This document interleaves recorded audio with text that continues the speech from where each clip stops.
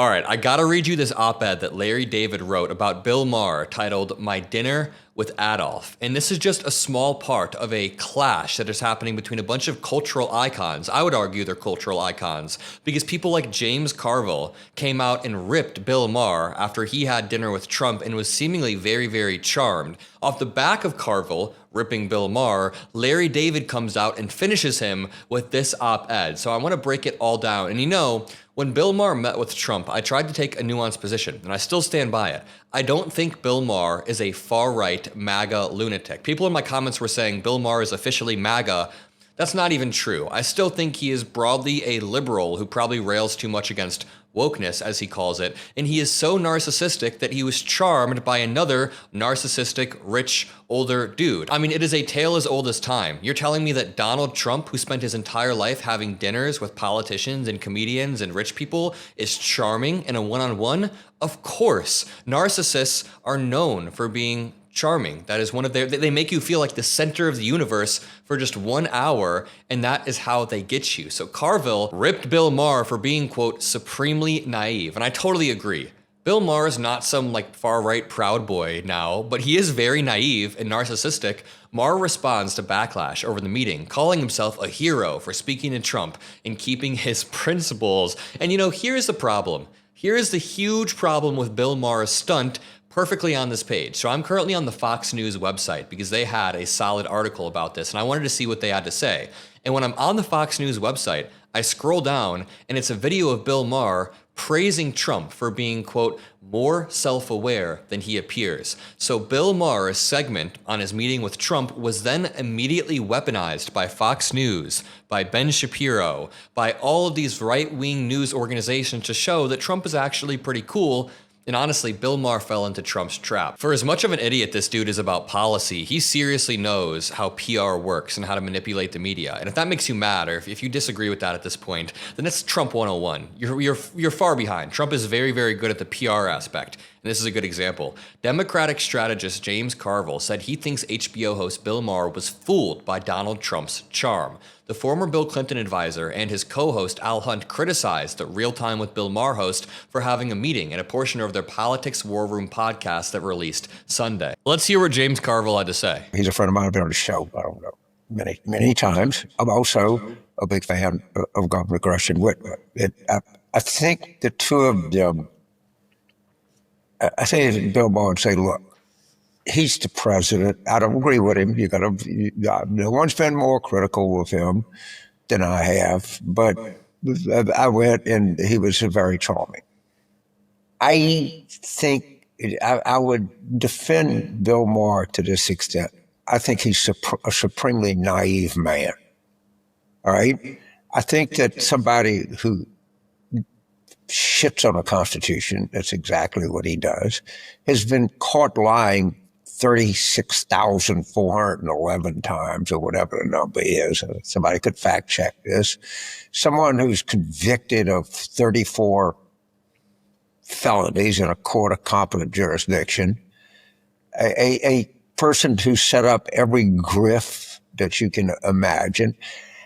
I think the problem what people have with Bill, I have the same one, is you're kind of leading legitimacy and credence to this. Now, are you going to come back and say, yeah, but he got elected, James?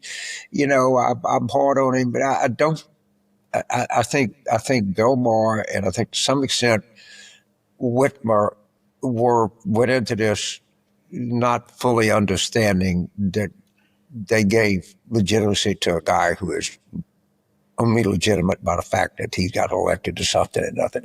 Pretty well said from James Carville. No, I do think Bill Maher, what he did was a little bit more egregious than what Gretchen Whitmer did, because at the end of the day, Gretchen Whitmer was trying to represent her state. There was still some oddness there. But man, Bill Maher coming back and saying Trump was so charming. It's like, yeah, narcissists tend to charm other narcissists. That's kind of how it works. And here's a take that I really like. Larry David wrote, My Dinner with Adolf. This came out early this morning. It says, imagine my surprise when in the spring of 1939, a letter arrived at my house inviting me to dinner at the old chancellery with the world's most reviled man, Adolf Hitler. By the way, Larry David wrote Seinfeld with Jerry Seinfeld and then went on to make Curb Your Enthusiasm. So I would say he's a cultural icon. Quote, I'd been a vocal critic of his on the radio from the beginning, pretty much predicting everything he was going to do on the road to dictatorship. No one I knew encouraged me to go. Quote, he's Hitler. He's a monster. But eventually I concluded that hate gets us nowhere. I knew I couldn't change his views, but we need to talk to the other side, even if it has invaded and annexed other countries and committed unspeakable crimes against humanity. 2 weeks later, I found myself on the front steps of the old chancellery and was led into an opulent living room where a few of the Fuhrer's most vocal supporters had gathered. Himmler, Göring, Riefenstahl, the Duke of Windsor, formerly King Edward VIII. We talked about some of the beautiful art on the walls that had been taken from the homes of Jews. But our conversation ended abruptly when we heard loud footsteps coming down the hallway. Everyone stiffened as Hitler entered the room. He was wearing a tan suit with a swastika armband and gave me an enthusiastic greeting that caught me off guard. Frankly, it was a warmer greeting than I normally get from my parents, and it was accompanied by a slap on my back. I found the whole thing quite disarming. I joked that I was surprised to see him in a tan suit because if he wore that out, it would be perceived as un-Führer-like. That amused him to no end, and I realized I'd never seen him laugh before. Suddenly he seemed so human. There I was, prepared to meet Hitler, the one I'd seen and heard, the public Hitler.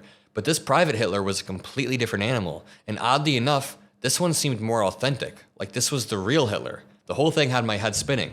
Now it continues, but can I just point out, Hitler was known to be pretty charismatic. I mean, obviously he's a fucking horrible human being. That doesn't need to be said, but he built a movement off of his charisma. So everything that Larry David is hypothetically saying was basically true. This continues. He said he was starving and led us into the dining room where he gestured for me to sit next to him. Göring immediately grabbed a slice of pumpernickel, whereupon Hitler turned to me, gave me an eye roll, then whispered, watch.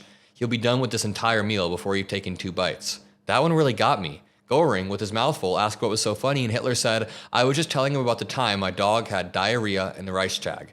Göring remembered. How could he forget? He loved that story.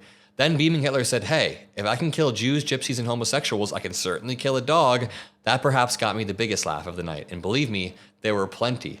Man, Larry David really stretched his imagination here. But it wasn't just a one-way street, with the Führer dominating the conversation. He was quite inquisitive and asked me a lot of questions about myself. I told him I had just gone through a brutal breakup with my girlfriend because every time I went someplace without her, she was always insistent that I tell her everything I talked about. I can't stand having to remember every detail of every conversation. Hitler said he could relate. He hated that too. What am I, a secretary? He advised me it was best not to have any more contact with her, or else I'd be right back where I started. Hitler giving Larry David girl advice? I did not think I'd be making this video today.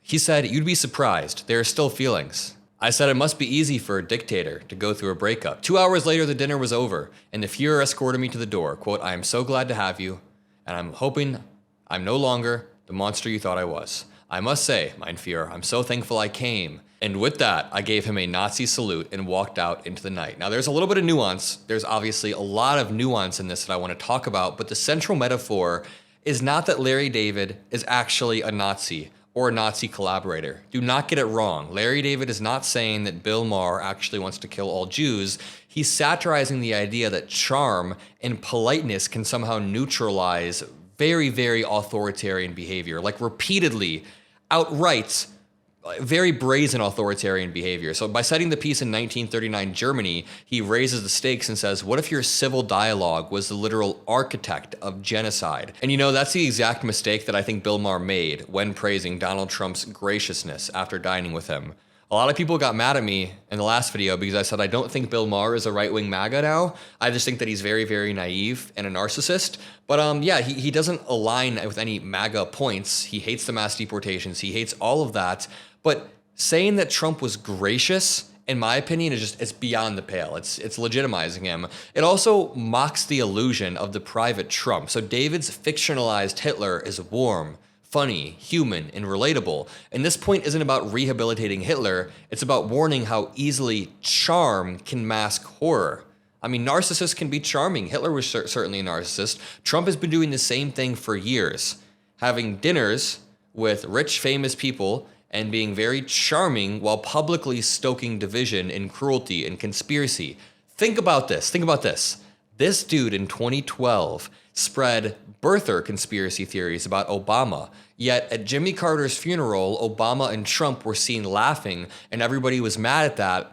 It's because figures can be charming and then go out and be an absolute asshole. That's how it works, and I'm gonna leave it there. Let me know what you guys think about Larry David's piece. If you wanna help join the movement to become one of the fastest growing political YouTube channels, all you have to do is scroll down and hit that white subscribe button. You can see right here that the Adam Mockler channel, I'm Adam Mockler, it's been beating Megyn Kelly, Charlie Kirk, Tucker Carlson, all of these big media giants in terms of month over month, quarter over quarter growth.